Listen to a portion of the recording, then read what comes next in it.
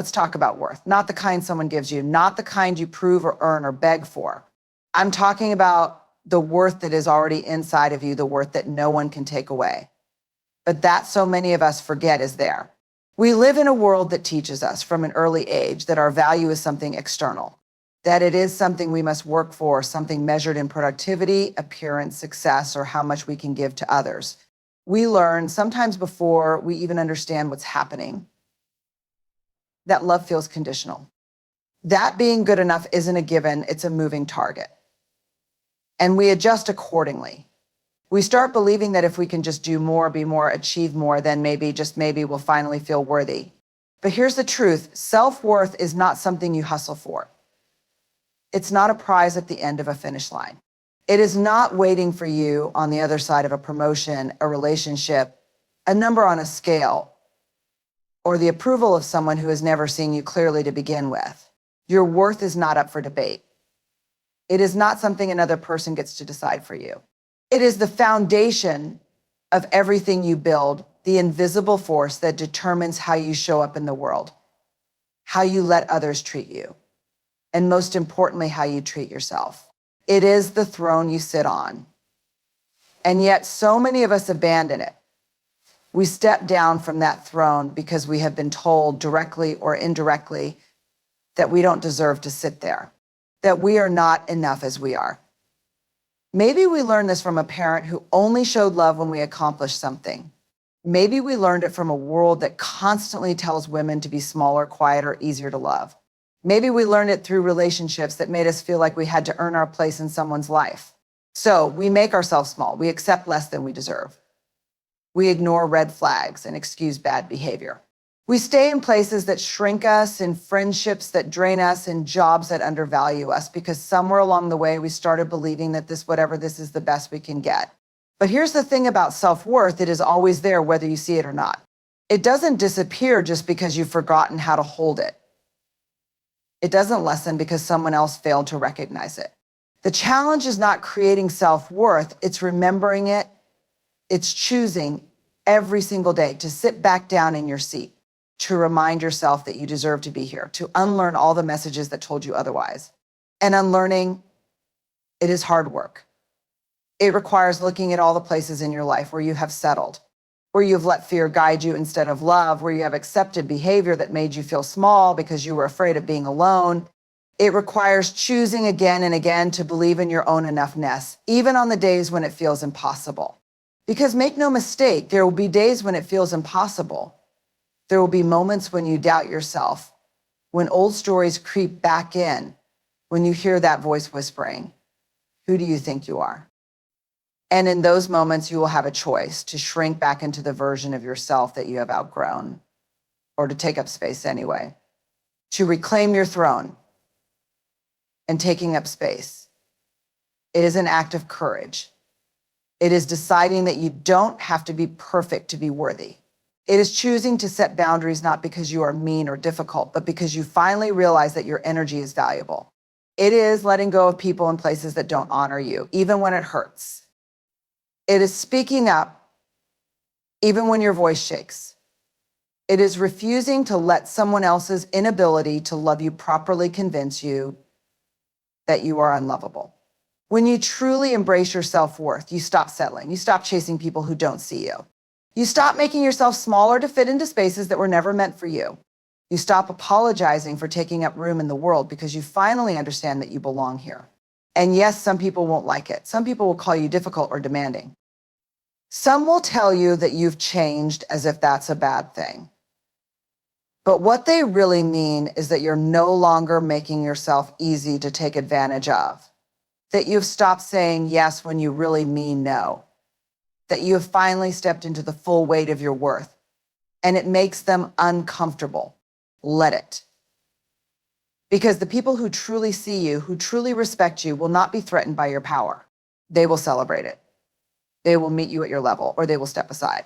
Somewhere along the way, many of us were taught that love is something we have to earn, that it is a reward for good behavior, a currency that is only given when we do something to deserve it.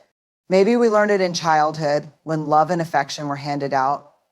only when we met expectations, when we got good grades, when we behaved, when we made ourselves easy to deal with. Maybe we learned it in relationships when someone made us feel like love was conditional, that it came with strings attached, that if we didn't show up in exactly the way they wanted, it could be taken away. And so we started treating love like a transaction. If I do this, then I will be loved. If I give enough, prove enough, please enough, maybe I'll be chosen. Maybe I'll be enough. And we carry that belief into our friendships, our families, our partnerships. We overextend ourselves. We pour from empty cups. We abandon our own needs in the hope that, in return, someone will see us as worthy. We keep a silent tally in our minds of all the ways we have shown up for others, hoping they will return the favor. And when they don't, we feel devastated, resentful, unseen. But love, real love, is not a business deal. It is not a contract that says, if I give you this, then you owe me that. It does not keep score. It does not measure worth by how much we can offer, how much we can sacrifice, how much of ourselves we are willing to give away. Love is not something you barter for. It is not a wage that you work for and collect only if you perform well enough. And yet, so many of us are stuck in relationships, romantic, familial, even friendships, where love feels like something we have to work for. We are exhausted from constantly proving our value, from feeling like we must earn every ounce of kindness, every bit of attention, every moment of affection. We find ourselves walking on eggshells, afraid that if we say the wrong thing or ask for too much, that love will be revoked. We shrink ourselves to fit into the spaces where love feels conditional, where it is rationed out only when we are convenient, only when we are agreeable, only when we give more than we take. But love that is real, love that is healthy, does not demand that you disappear to be worthy of it. It does not ask you to prove yourself over and over again.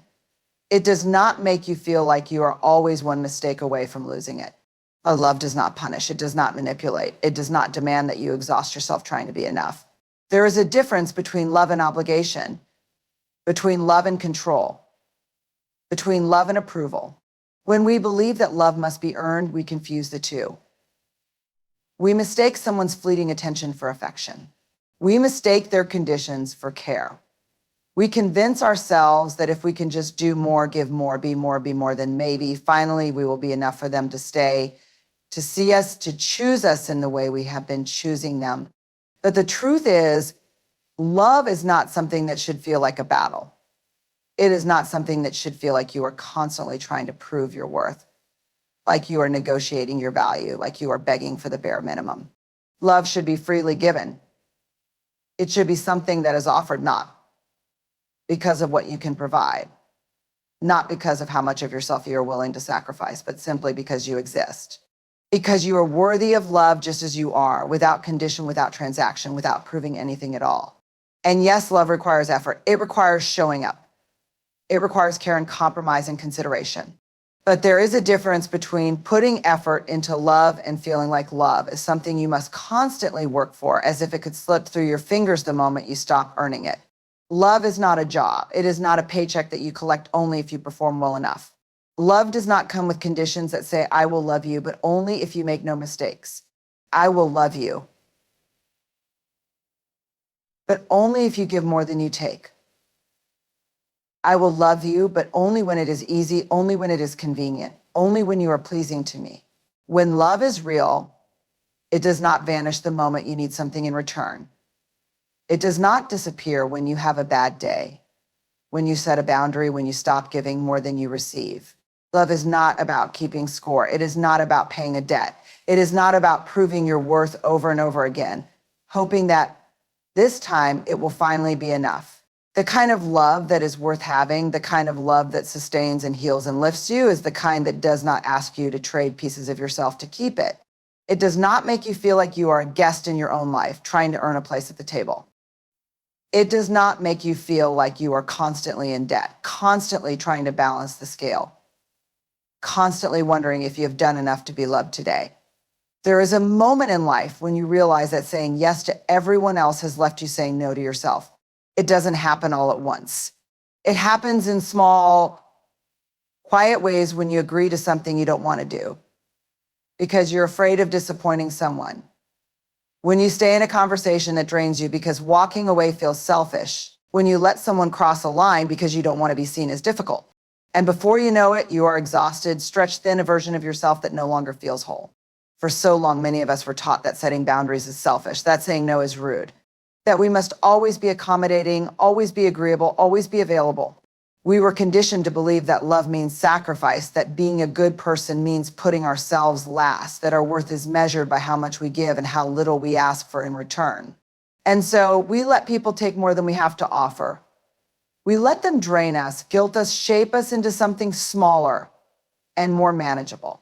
We convince ourselves that if we just give a little more, bend a little further, prove ourselves just a little harder, we will finally be enough. But here's the truth. Boundaries are not walls. They are doors. They do not shut people out. They teach people how to enter. They are not weapons. They are shields. They do not push people away. They filter out those who do not respect your space, your time, your worth. Boundaries are crowns, and the moment you place one on your head, you reclaim their power that was never meant to be given away. A queen does not apologize for the walls of her castle. She does not question whether she has the right to protect herself. She does not feel guilty for guarding her energy, her time, her heart. She knows that not everyone should have access to her. She understands that her presence is a privilege, not an obligation. She does not hand over her crown just because someone else feels entitled to it. Boundaries are the way you teach people how to treat you. They are the way you protect your energy from those who take but never give. They are the way you say, I will not sacrifice myself for your comfort. And yet, for so many of us, setting them feels impossible. We are afraid of being seen as cold, as unkind, as too much. We are afraid of losing people who only stay when we make ourselves small. We are afraid of being alone. But the reality is, the people who truly love you will not leave because you set a boundary. The people who respect you will not punish you for protecting yourself. The people who belong in your life will not require you to exhaust yourself in order to keep them there. The only people who will be upset by your boundaries are the ones who benefited from you having none. Boundaries are not about control. They are about freedom. They free you from resentment, from exhaustion, from the quiet bitterness that creeps in when you have given too much and received too little. They free you from relationships that survive only because you allow yourself to be taken for granted. They free you from the guilt that tells you it is your job to keep everyone happy at the expense of your own well-being. Learning to set boundaries is not easy. It is not a one-time decision. It is a daily practice. It is recognizing when something doesn't feel right and choosing to honor that feeling instead of ignoring it. It is allowing yourself to take up space instead of constantly making yourself smaller for the sake of others. It is giving yourself permission to say no without explanation, without apology, without guilt. At first, it will be uncomfortable. You will feel the urge to over-explain, to soften the edges, to make it easier for the people around you to accept. You will wonder if you are being unfair. You will question whether you are asking for too much. But with time, you will begin to see that boundaries do not create distance, they create respect. They do not push people away, they filter out those who were never meant to stay.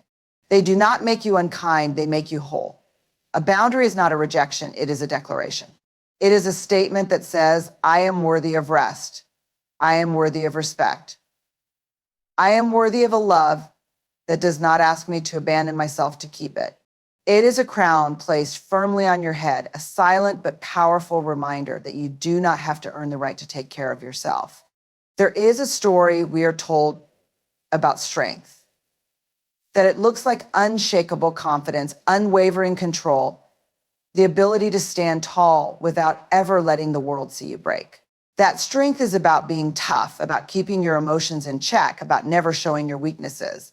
We are taught early and often that to be vulnerable is to be fragile, that to express our true feelings is to risk being seen as weak. And so we build walls. We armor up. We learn to smile when we are hurting, to say we are fine when we are not, to hold back our truth for fear that it will make us seem too much or not enough. But real strength is not found in how well you can hide your pain. It is not measured by how much you can endure in silence. It is not about pretending you have everything figured out or never letting anyone see you struggle. Real strength is found in the moments when you dare to be seen as you are, when you choose honesty over perfection, when you let someone in even though every instinct tells you to shut them out. Vulnerability is strength because it requires courage. It requires stepping into the unknown, risking rejection, embracing the uncertainty that comes with being fully unapologetically yourself. To be vulnerable is to say, this is me, not the curated version, not the mask I wear to make others comfortable, but the real raw truth of who I am. It is terrifying. It is uncomfortable. And yet it is the most powerful thing you can do. Because when you allow yourself to be seen, truly seen, you create the possibility for real connection. You allow yourself to be loved for who you are, not for who you pretend to be. You give others permission to do the same. The world teaches us that invulnerability is a shield, that the safest way to move through life is to protect ourselves from disappointment, from pain, from heartbreak. But the cost of that protection is isolation. You cannot selectively numb emotions. When you shut yourself off from pain, you also shut yourself off from joy. When you refuse to risk failure, you also refuse the chance to succeed. When you avoid vulnerability, you avoid the very thing that makes life meaningful: connection, love, belonging. Vulnerability is what allows us to say, I need help, instead of pretending we can do it all alone. It is what allows us to say, I love you first, without knowing if the words will be returned. It is what allows us to take risks, to chase dreams, to put our work into the world, to try even when there's no guarantee of success. Vulnerability is the moment before the outcome is known, the space where anything is possible, the willingness to show up without knowing how things will turn out. And yes, vulnerability carries risk. It means that sometimes you will be disappointed. Sometimes people will not meet you where you are. Sometimes you will be hurt. But the alternative is a life spent behind walls so high that no one, not even you, can climb them. The alternative is safety at the cost of true connection. The alternative is never fully living, because you are too afraid of what might happen if you do. Strength is not about how well you can hide your pain. It is about how bravely you can face it. It is about standing in the discomfort, knowing that even if you fall, even if you fail, even if your heart breaks, you are still whole. It is about knowing that the bravest thing you can do is to let yourself be seen, to show up as you are, to live with an open heart, even when the world gives you every reason to close it.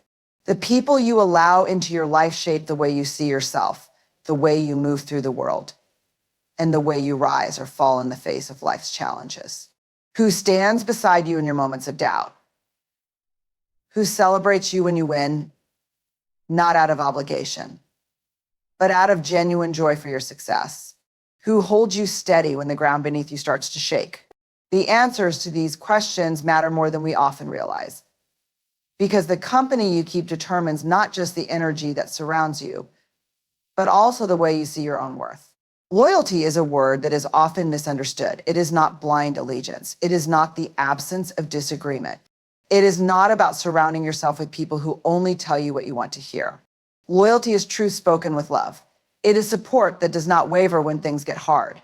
It is knowing that the people in your life are there not just for the easy days, but for the moments when everything feels like it's falling apart. A loyal court is not just a group of people who stand in your presence, but a circle of souls who protect your spirit. Too often we keep people in our lives simply because of time, because we have history with them, because it feels easier to keep them close than to admit they're no longer aligned with who we are becoming. But loyalty should never be confused with longevity. Just because someone has been in your life for years does not mean they belong in your next chapter. A loyal court is not about quantity, it is about quality. It is about choosing people who pour into you as much as you pour into them. It is about recognizing when someone is only loyal to their version of you, to what you can give them, to the convenient in their life, but not to your growth, your peace, or your happiness. A loyal court consists of those who stand beside you in both your strength and your struggle. They are the ones who remind you of who you are when you forget.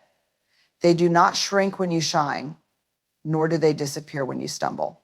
They hold space for your success without resentment, and they hold space for your failure without judgment. They do not just clap when you win. They help you rise when you fall.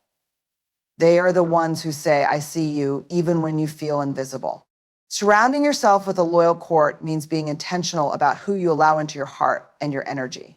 It means recognizing that not everyone deserves access to you. It means understanding that some people will only support you as long as you fit into the version of you that benefits them. It means letting go of the idea that you owe people your presence just because they have been there in the past. It is okay to outgrow relationships that no longer serve you. It is okay to choose peace over proximity. It is okay to walk away from those who cannot meet you where you are. A loyal court is not afraid to challenge you. They will tell you the truth even when it is uncomfortable, but they will never weaponize their words. They will remind you of your worth without making you feel like you have to earn their love. They will celebrate you without competition, correct you without cruelty, and stand beside you not because they need something from you, but because they genuinely value who you are. They do not keep a tally of what they have done for you. They give without expectation, love without condition, and show up without being asked. Choosing to surround yourself with a loyal court means honoring yourself enough to walk away from those who drain you, to protect your peace from those who disrupt it, and to recognize that loyalty should never be one-sided. It means understanding that your time, your love, your energy are sacred and that not everyone deserves a place at your table. It means knowing that you are not meant to walk this life alone, but also that you are not meant to carry people who refuse to carry you in return. Power is often misunderstood.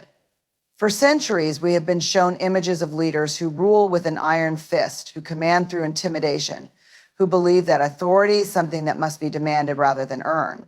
We are taught that to be strong, we must be feared, that kindness is weakness, that softness makes us vulnerable.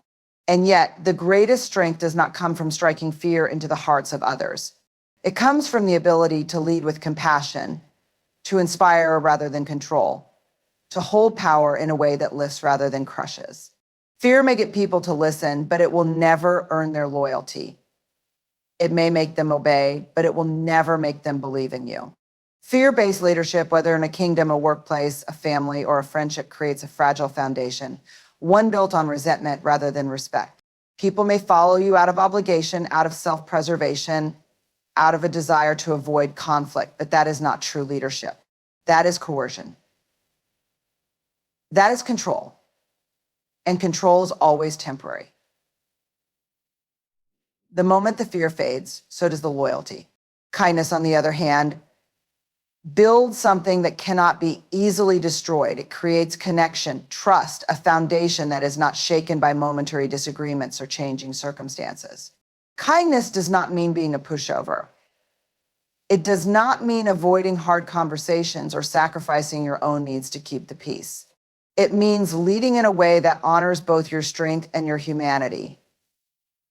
It means recognizing that true influence is not about making people afraid to disappoint you, but about making them feel safe enough to grow in your presence. Reigning with kindness means choosing to see the people around you as human beings rather than tools to achieve an outcome. It means treating people with dignity, even when they make mistakes.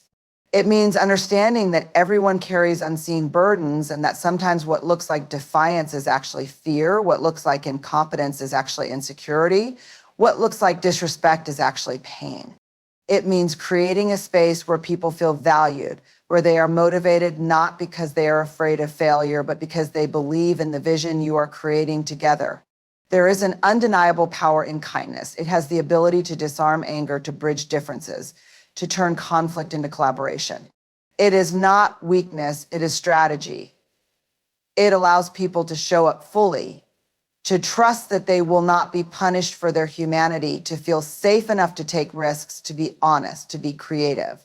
Fear suppresses, but kindness cultivates. Fear silences, but kindness encourages. Fear isolates, but kindness brings people together. It is easy to fall into the trap of believing that kindness is not enough, that we must be harder, colder, less forgiving to maintain control. But what kind of reign is that? What kind of legacy does that leave behind? Power that is rooted in fear eventually turns on itself, consuming everything in its path, leaving only bitterness in its wake. But power that is rooted in kindness creates something lasting, something that does not crumble the moment fear is no longer present. Choosing kindness does not mean letting people take advantage of you. It does not mean tolerating disrespect or allowing others to undermine your authority. It means knowing the difference between control and influence. It means setting boundaries with grace, holding people accountable with compassion, and leading in a way that people respect not because they have to, but because they want to. A true leader does not need to intimidate to be heard. They do not need to instill fear to be respected. They do not need to make others feel small in order to feel powerful. A true leader understands that the greatest power lies in the ability to uplift, to empower, to create an environment where people feel seen, valued, and inspired. Fear may be loud, but kindness is enduring. Fear may create obedience, but kindness creates loyalty. Fear may force people to listen, but kindness makes them believe. True power is not found in fear, but in the ability to lead with kindness, to set boundaries with grace, to embrace vulnerability as a form of strength, and to surround yourself with those who uplift rather than drain you. Your worth is not something to be bargained for or proven. It is inherent, a throne you sit on simply by being who you are. Love is not a transaction, nor should it require you to sacrifice your sense of self to keep it. Boundaries are not barriers, but crowns, protecting the peace and dignity that belong to you. The people you choose to keep close should not be determined by history alone, but by the depth of their loyalty and the sincerity of their support. In every aspect of life, the greatest strength comes not from control, but from the courage to show up as you are, to lead with integrity, and to demand the respect that matches the value you bring. You were never meant to shrink yourself to fit into spaces that do not honor you. You were meant to reign with wisdom, with authenticity, and with a heart unafraid to be both strong and kind.